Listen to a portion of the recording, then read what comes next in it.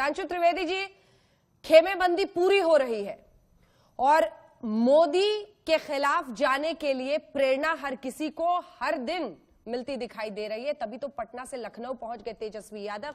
आपको इसका मतलब समझ में आ रहा है। उत्तर प्रदेश की 80 सीटें और वहां की अगर मिला लीजिए तो मामला बिल्कुल फिसल सकता है 19 में।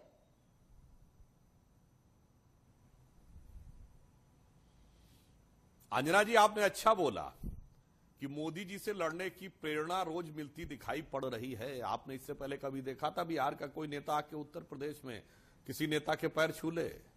यह हकीकत है कि जितने दावे किए जा रहे हैं कि अब मोदी लहर कम हो गई, अब तो भाजपा खत्म हो गई, अगर इन दावों में रंच मात्र भी सच्चाई होती तो इस कदर सब एक दूसरे के साथ हाथ मिलाने के लिए बेताब नहीं होते कि पटना से लखनऊ तक दौड़ रहे होते।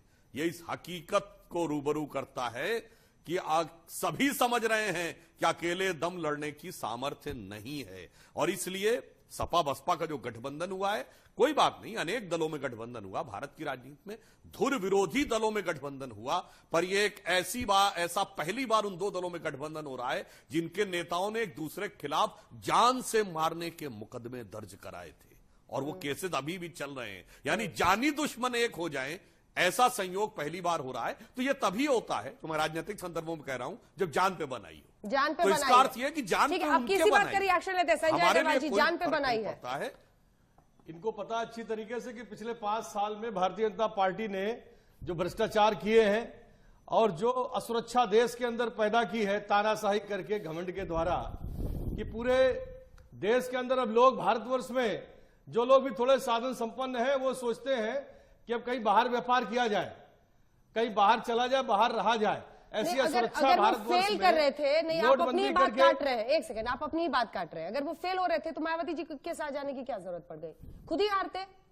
आज आपने जानी दुश्मन से हाथ मिला लिया। आज एक तरफ जो है, हाँ, भारतीय जनता पार्टी है जो इस बात से बिल्कुल भी नहीं हिचकी पिछले कई वर्षों से कि उसने देश को बांटने वाला प्रयास, हिंदू और मुसलमान राइट्स कराने की ऐसी घटनाएं प्रेषित करी, ऐसे माहौल पैदा किया कि इस देश के अंदर हिंदू मुसलमान बढ़ जाए।